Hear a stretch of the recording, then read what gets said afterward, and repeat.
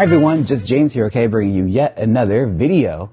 Oh my god, you guys, I am so excited because they are done. The resin dolls are here. Yes, I'm so excited to present to you the Vava Voom resin dolls. I think they're so cute. Now, this was a labor of love. They took forever because I wanted to take my time with it and really reconstruct and figure out how resin's supposed to work. And let me just say, learning resin is a curve, okay? Let's just get into it. Now, first things first, my first mistake is when I printed them initially, everything was turning out great. I did the upper bodies and the arms and the heads all first. And then when it came to the legs, no one ever tells you this, but legs take forever. No matter what you do, legs take forever to do. However, when I printed the legs, I accidentally printed them solid.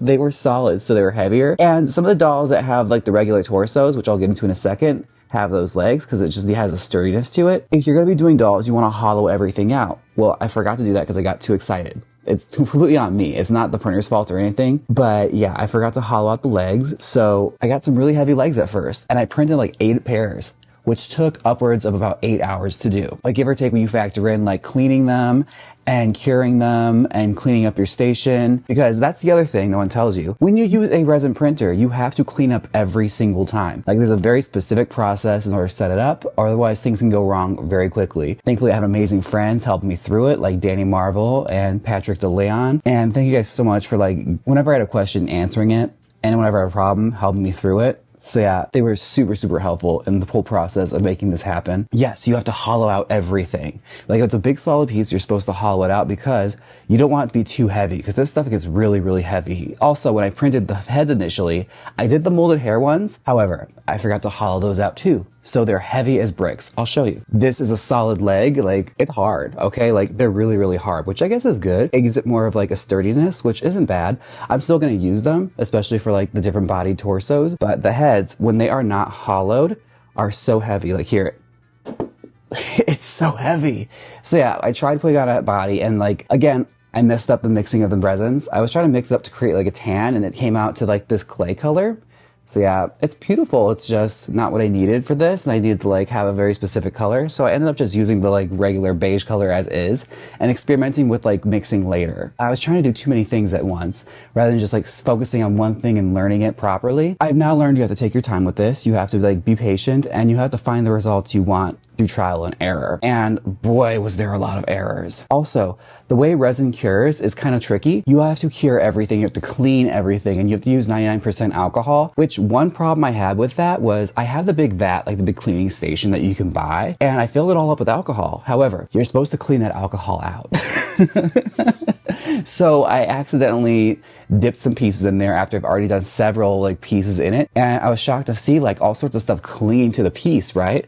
The leg would have weird goop all up on it. What the fuck is that? Turns out it was residual resin left over from other projects. So I had to go and basically clean out all of my alcohol.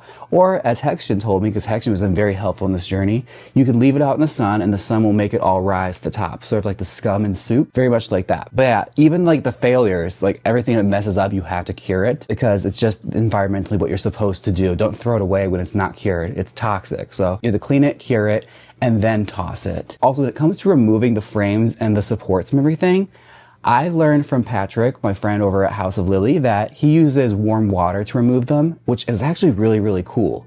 I hold the piece under warm water after it's been cured and cleaned, and the support will pop off. So I'm happy about that. That was very useful because I've been having a lot of problems when I got too excited and I rip a piece off and there'd be a huge hole in it that you'll later have to fill in with more resin and cure it again. So it just adds to the process. But again, as long as you take your time, don't get overexcited, it could work out. It'll be great. I'm trying to think. I think that's the extent of all the mistakes I made while doing this. If you're wondering what printer I got the LA Goose Saturn 16K, which has been a pretty good printer. It's pretty user-friendly. It came with software. I pre-downloaded the software early so I could play around with it and mess around with it. I've been pushing the limits as far as using resin goes and as far as how much I can get done with as much resin as I have. Turns out the machine will tell you, that's not enough, girl. Put more in me.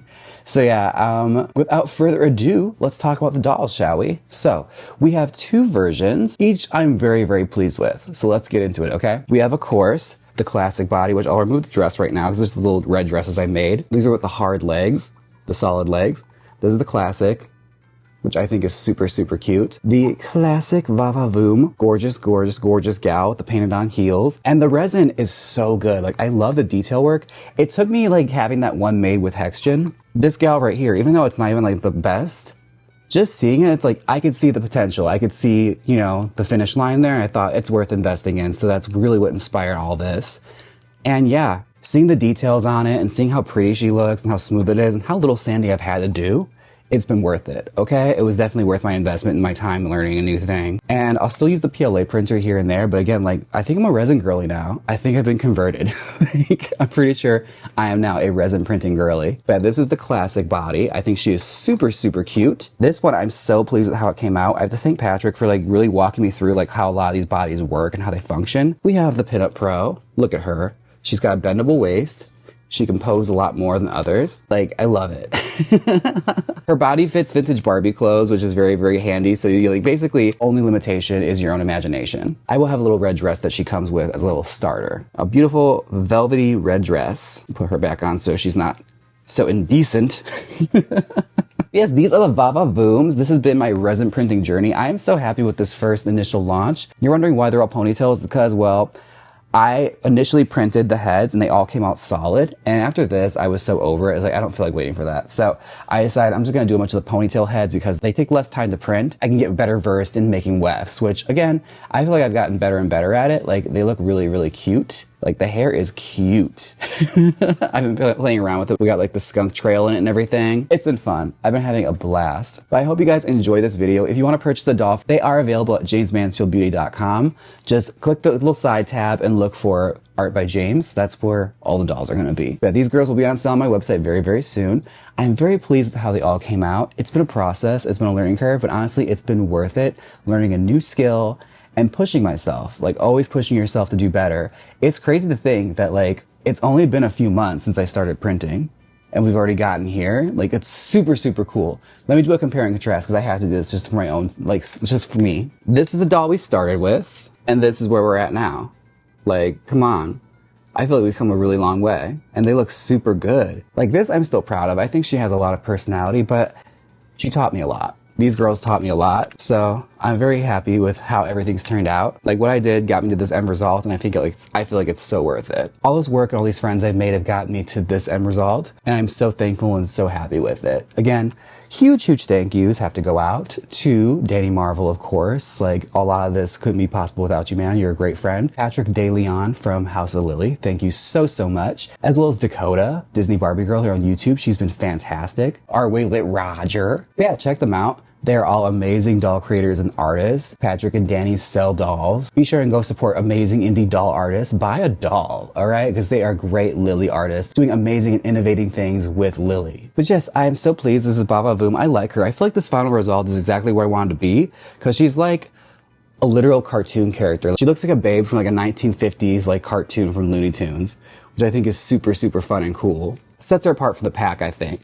Like, she's more cartoony in her look and her appearance. I can't wait to see what the molded hairs look like on her. It's crazy because like me and Danny were like going through a lot of stuff to like figure out how you can make PLA smooth. And I have to say, he's innovated far more than I have. Like, this is a Lily he's made and this is PLA. Like, look how smooth and clean it is.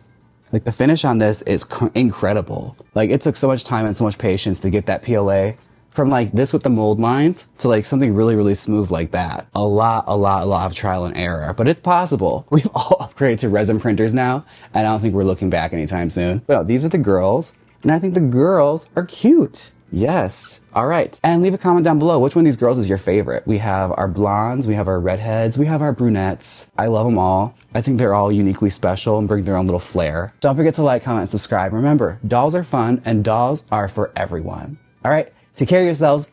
Bye.